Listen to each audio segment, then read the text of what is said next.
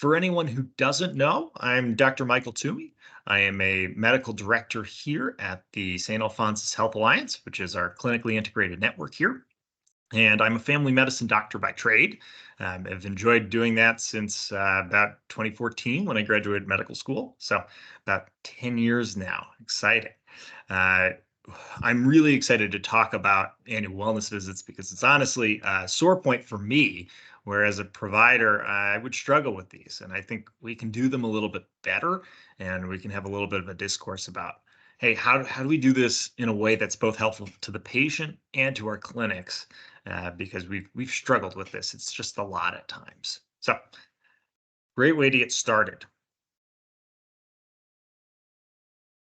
We always start here with a reflection at St. Alphonsus, and I think this is a really special one. So Dr. Berwick, he's the president and CEO of the Institute for Healthcare Improvement, and he spoke about something that I think is really important.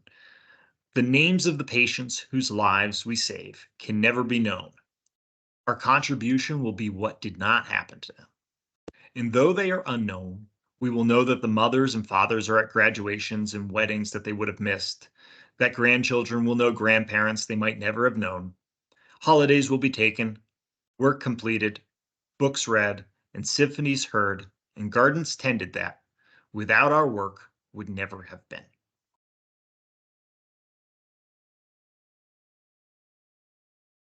So our objectives will stay relatively similar throughout this series as we go through. We'll kind of talk about our purpose and benefits at first, some of the barriers that we have. We'll talk about the individual components, how to actually do these, which I think we all know, but it's great to have a refresher. We're going to compare and contrast some of the different versions of things that you could do in the wellness space. Talk about billing, our best practices, and then open it up for questions afterwards. So here's our purpose and benefits. I I think when we talk about wellness in our world, it's really something that's going to be of accelerated importance as we go forward. There's going to be about 71 million people over the age of 65 by the end of this decade. And as we increase our elderly population, the the need to have preventative health care for all of these patients becomes more and more important because all the increased strain. The issues that we had in COVID will only increase where you have full hospitals, full clinics. We can't make doctors fast enough. And so the way we can do this is to prevent the disease before it actually happens. Already, we know that patients only get about half of their preventative services that they need at this point. And if we can find a way to close that gap, we can help avoid some of the unnecessary admissions to the hospital and ED visits that no one likes.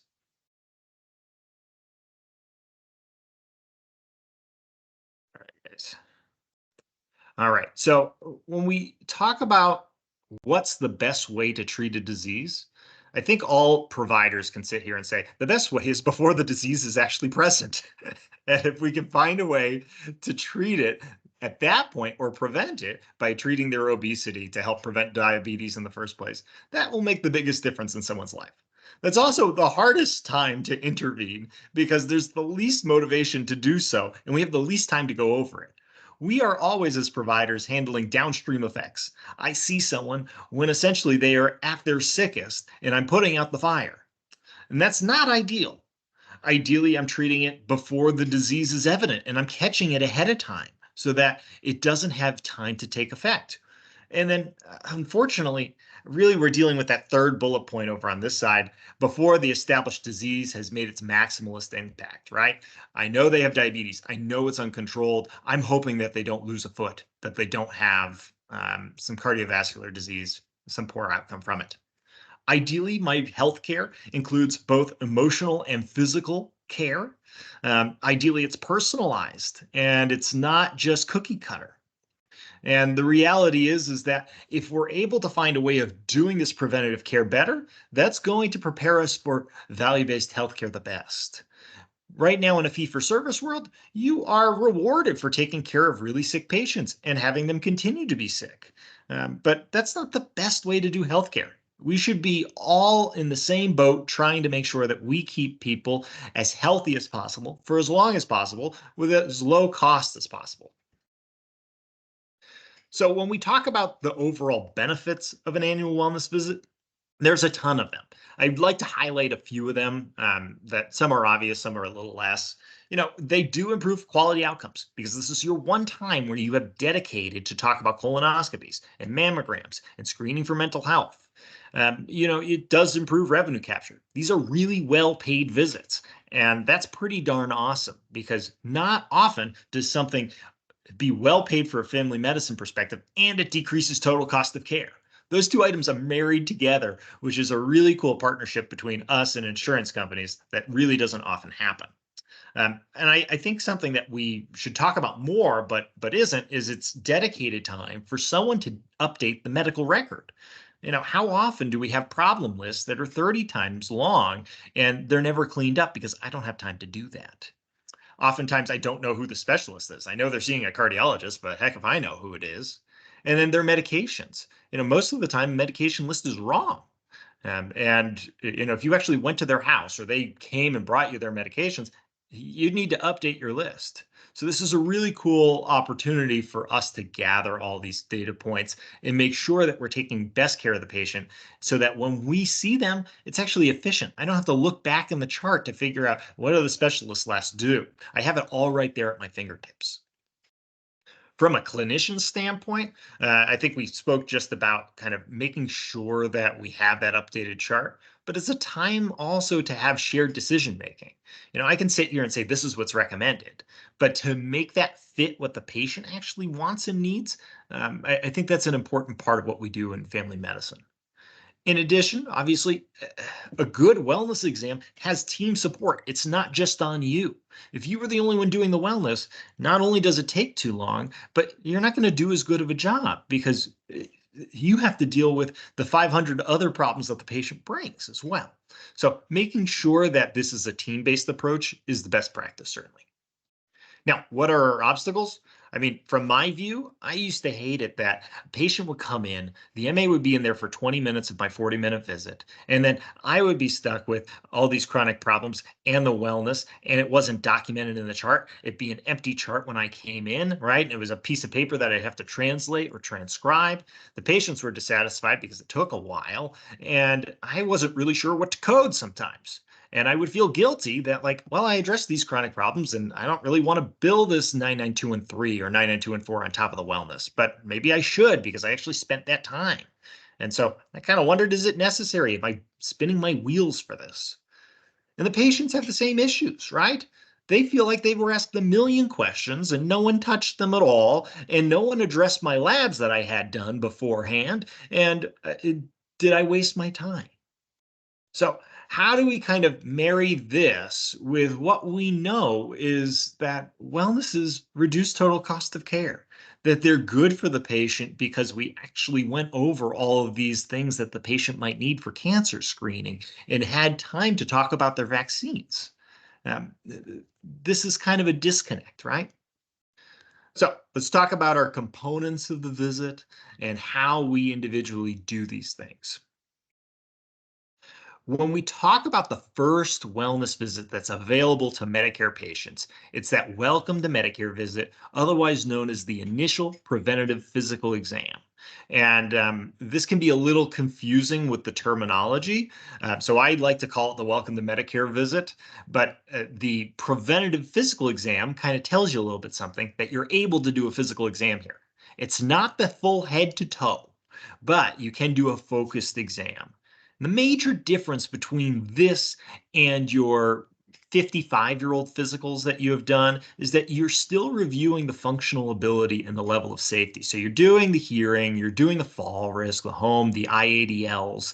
And so this is a little difficult to do on your own as a doctor. You do kind of need that support from your MA and to have that be done similarly to your subsequent annual wellness visits and your initial annual wellness visit that you'll do for Medicare.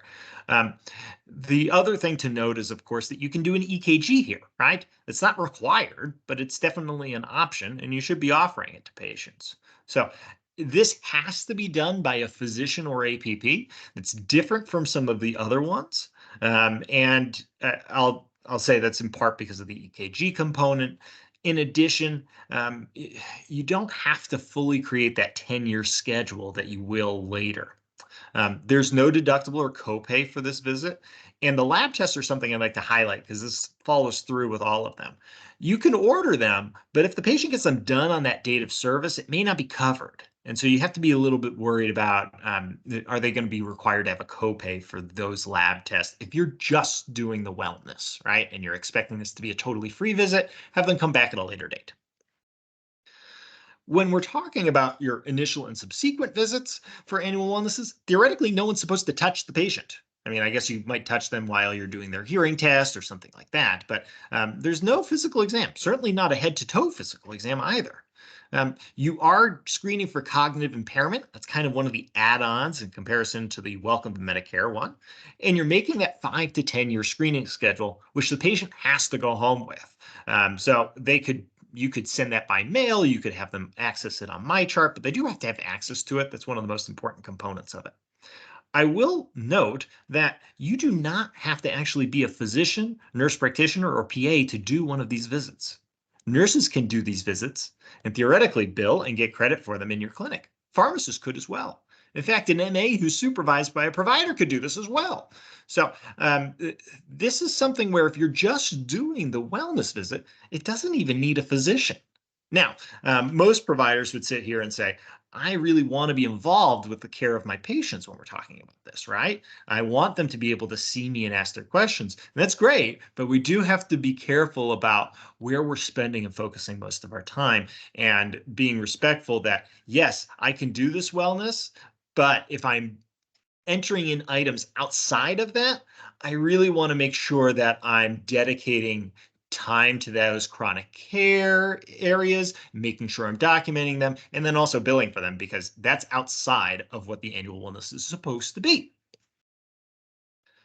Now, when we talk about the old physical, right, those ones for the 64-year-olds that come into your office that they're used to, that they've had for 30 years, that is that full head to toe exam, right? And the nice part is you can go through all of that. You're still talking about all the screeners that are appropriate.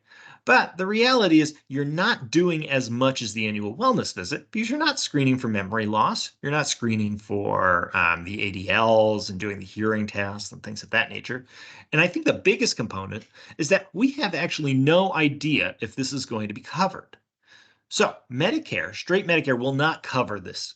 And this is going to be your 99397 code. So you can actually bill this in your EHR. I can today. But unfortunately, I don't know if any insurance is going to cover it. And the ones that do, which would be either an MA plan, a Medicare Advantage plan, or supplemental insurance, might not cover it if you bill it at the same time as an annual wellness visit or a 99214. So the more code you enter, the less likely it's actually going to get credit. So just be careful about this. And I really try hard to avoid ordering these if I can.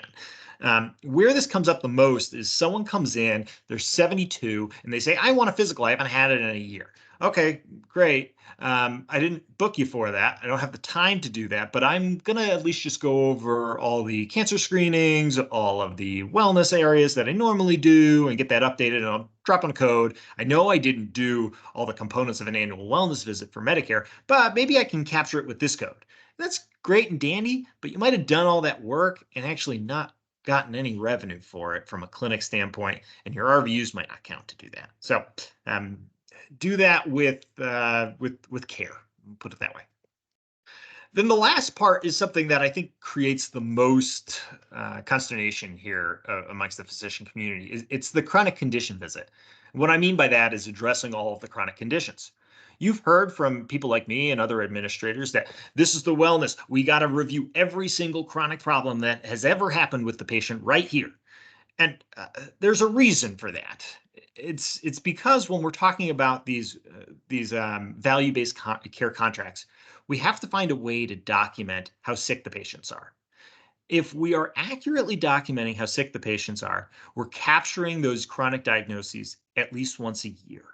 And each of those diagnoses can be about $1,000 to the income of the plan. The reality is if we do a good job in capturing how risky our patients are, we're going to be successful in our shared savings models. And if we don't, we're not going to be successful. So this is of super importance, but the reality is physicians have been told I need to do a full wellness and I have to review all 25 problems of my 85-year-old. And I want to hear, and I want to at least share with you guys that that's an unreasonable expectation for you to review all 20 problems. And I don't expect that of any of you. So if you're there for the wellness and you only have time for the wellness, get the annual wellness visit done and don't worry about this. However, I think that there's a good flow where we can combine both of these components, have the expectation that we're going to review all the chronic problems, and that the patient knows that, hey, I might get my labs done and I might have this, and there's going to be a copay for that other visit, but we're going to have reserved time for both. And so I really want to be careful about how we ask about our chronic care visits.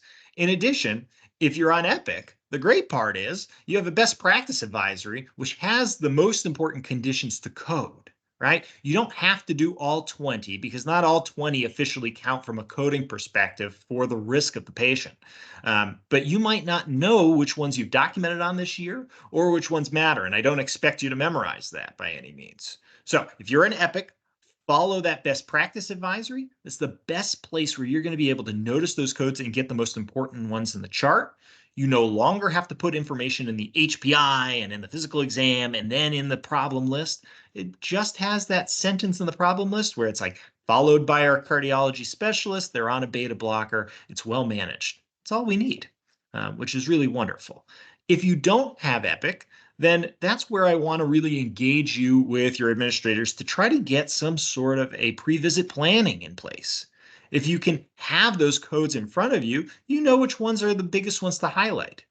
If we're doing only two, great, awesome, you did a wonderful job. Thank you for that. That helps us out on our value-based contracts. So don't be discouraged by this and don't let it take you a full hour. It's not worth it. This is a good flow chart when we talk about things to see, hey, what is covered, what isn't. Really, when you're talking about your annual wellness visits from Medicare perspective, obviously no physical exam, no pap smear covered.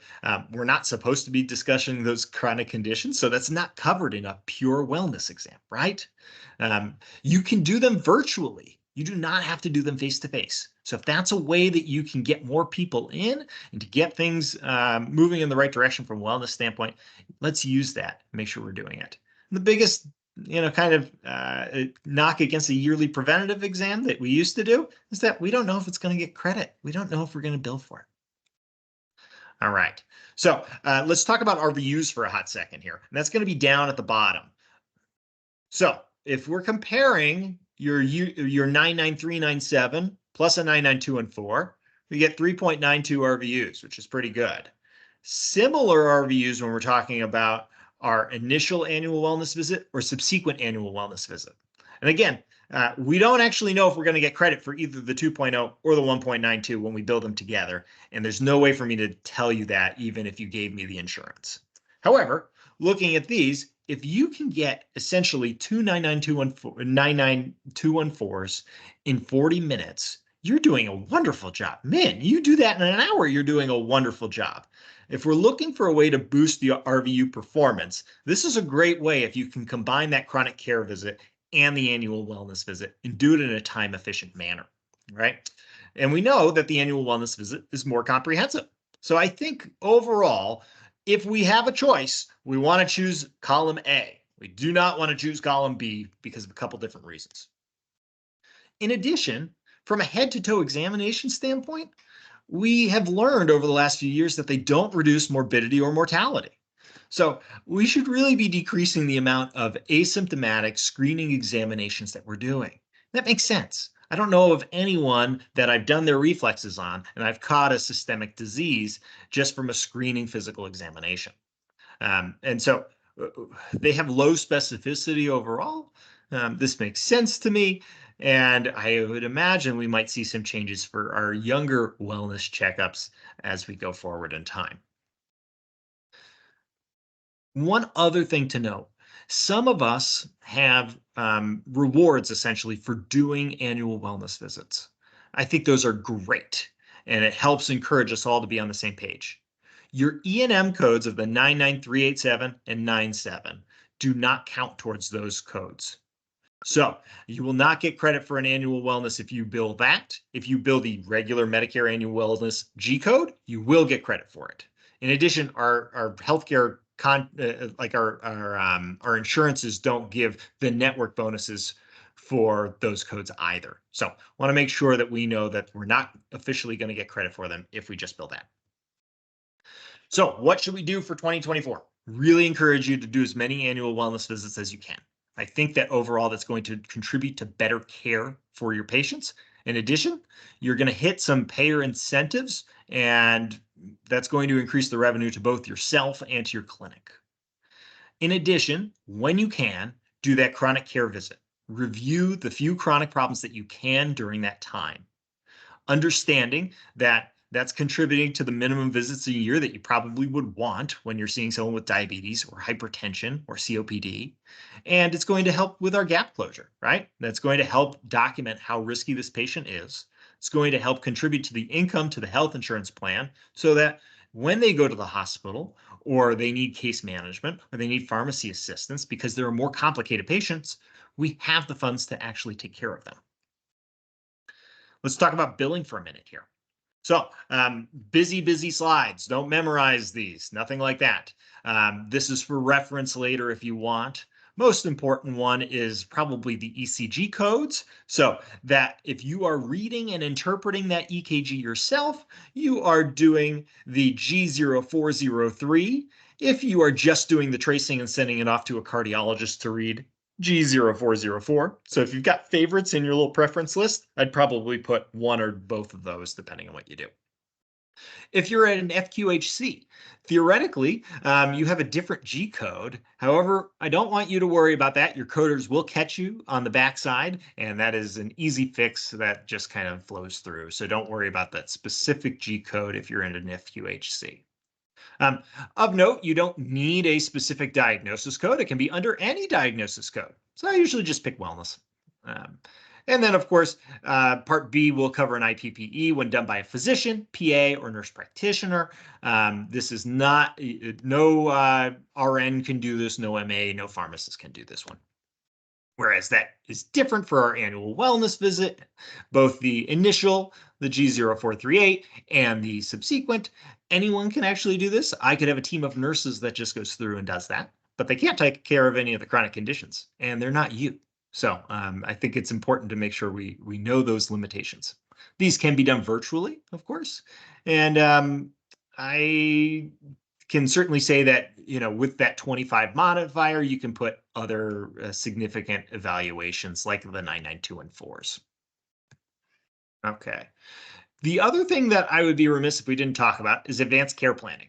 This is a little hard to add in because when you look at the time component to do this, you need, quote, 30 minutes. They do round up. So if you do anything more than 15 minutes, you can build this code. And that's really talking about, hey, what's your code status? And let's get that documented. We're starting to see more incentives for these as well. I think this is a really important piece of the puzzle, but I don't know if we can fully ask providers and staff to get this all done at the same time. It just may be more important depending on certain areas. You can build this outside of the wellness. You can do it at any point. And actually, you don't have to worry about how often you bill it either. If it needs an update in 6 months, guess what? You get credit and you can do an update in 6 months, and that's okay. So Alicia Rivera is asking about an Epic here at St. Alphonsus. Is the annual wellness visit template loaded into Epic? It certainly is from the nursing side of things. They have in the rooming tab to be able to go through everything. The doctor has to pull it into the note. They don't have to theoretically because it's all there in the background. And so billers and coders can see it all and it still counts. But if you want it in your note, all of those items, you do have to pull it in with either a dot phrase or have some sort of a template to do so. Best practice ideas. This is where kind of the rubber meets the road, right? So if you are on a 15-minute schedule, you're in the top gray area here. And if you're on a 20-minute schedule, you're in the lower gray area. The single most important thing is that you notice the patient over here is with the MA for a dedicated 20 or 15 minutes. That means they arrive early for their appointment, or their appointment time is scheduled for 9 a.m., but you know you're not supposed to be in there for 9:20. If the MA is in there for 20 minutes of your 40-minute visit, you won't be able to get any of this done. In addition, I need you to kind of be thinking about, how do I involve my staff with the preparation, planning, and documentation of this annual wellness visit as much as possible. Remember, you theoretically do not need to be there to bill the annual wellness visit. As long as your team gets all the data down and creates the care plan, theoretically, you just sign it off and the bill gets done. I don't know if that's best practice, but having that in mind, that Medicare allows you to do that, I think gives you the freedom as a provider to think about, how do I structure this in a way where my staff is doing most of the work and documentation for me, so that I can focus on the specific patient needs that they have and making sure that the plan is tailored to them and not just cookie cutter, right? So I would just really focus on delegating as much as you can. All of these things have a flow, right? So you say, well, most of the time my MA screens, but then when they have an abnormal, I have to talk about it for 20 minutes. And maybe you do, but maybe every time that someone has a memory screener that goes wrong, right? They get 1 out of 3. You probably want to do a further workup. You want to do labs. You want to do a full MOCA. Well, an easy way of doing this is, oh, it looks like we screened 1 out of 3 on your memory test. We're going to have you follow up for a separate visit in 2 weeks to make sure that we get a full memory test done for you, right? Oh, your IADLs are off. It looks like we're not able to complete some of the things that we want to do at home. Well, every time that happens, I'm going to involve a community health worker or a nurse case manager, some other assistance, because guess what? You probably can't deal with transportation or dressing by yourself as a provider. And so you know the kind of things that you automatically refer and get involved. Share that with your staff so that they're able to start that process, and it takes that off of your hands. And you can say, yes, I approve of this plan, or I'm going to make these adjustments. When someone needs a colonoscopy or an order for a fit test, have that be pre-prepped and pended for you so that you can sign that as you walk in. Same thing with mammograms. And during that time, while the MA is rooming and talking about all those important questions and creating your plan for you, that's when you're doing an acute visit. You're seeing someone with a cough or a cold. So you're not sitting there twiddling your thumbs, waiting for your MA to get out of the office, biting at her heels, because guess what? That doesn't encourage her to be as thorough as they need to be and delegate as much as they can. So then you say, well, my MA doesn't have enough time to do the out of room stuff. Guess what? If we frame this right, they have 40 minutes out of the room where you are dedicated to the patient. In the first 20 minutes, you are there doing the annual wellness wrap up. And that's all you're doing, is making sure that things are tied, neat as a bow, that they understand the orders, that the documentation is complete. And then the last 20 minutes, I would say, do the CCV. Evaluate the chronic problems that you need to. Keep it to 5 or so, but usually that's all you need. And for any additional ones that you need to get done, let's have them come back for it, because I promise you, you can't take good care of someone with 20 problems in one visit. You just can't do it. And that's okay. This way, when we set it up this way, the patient is very clear and it knows that I'm going to have all my chronic problems addressed. I'll have a focused physical exam, and I'm going to have my wellness. I want to be clear with the patient beforehand that they're going to be charged that extra visit, the 99214. I'm going to bill it at the same time, because that's dedicated time that I've done, and I will take the guilt off of my shoulders that I've created a billable visit about it, because you've done a great job addressing both chronic problems and the wellness at the same time. If the patient is adamant that they only want the wellness, that's great. Don't give yourself 40 minutes to do it. Give yourselves only 20, because otherwise you will talk about things that you're not supposed to, and your time is really valuable. So I would just be a little bit harsher about the guidelines and the boundaries when it comes to these discussions, because otherwise they will eat up your whole day. And I don't want you guys to be disappointed or burnt out because of wellness visits. It's not worth it. All right. Other ways that we can be successful in this space. We want to talk about our chronic care visits, basically added onto our annual wellness visits. Make sure that that's a very clear expectations from your front desk. If we have preventative exams already scheduled, make sure that it's an annual wellness visit preventative exam. And then when people come in to see you, I want your schedulers to sit there, look and say, oh, you haven't had a wellness in a year. Let's make sure we schedule that, right? Do it proactively so that it's not just you trying to schedule them ahead of time. You've got a whole team doing it. Um, Also, make sure you're doing video visits when you can. These don't have to be in person, and some people notice that it's more efficient to do it by video, which is kind of cool. All right. I would love to open it up here to questions. You're welcome to raise your hand. We'll unmute you, or you can put it in chat. Love to hear what your best practice solutions are as well, because I'm just one person, and I promise you I don't have all the answers. Otherwise, it is 7:46, so if you do have to drop off, we're welcome to have you guys join us for the next meeting.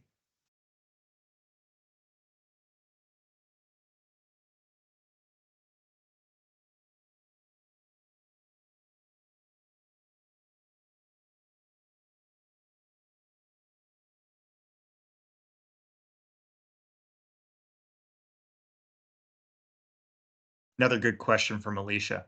So for our prep part, can the MA do a call to ask some of the questions for the annual wellness visit? Absolutely. You do not have to do this all at once. There have been teams that I've been a part of in the past that will ask most of the questions by phone beforehand, document that in the chart as a pre-visit, and then finish up the documentation later. Um, it's all about making sure that we at least document the information at one point.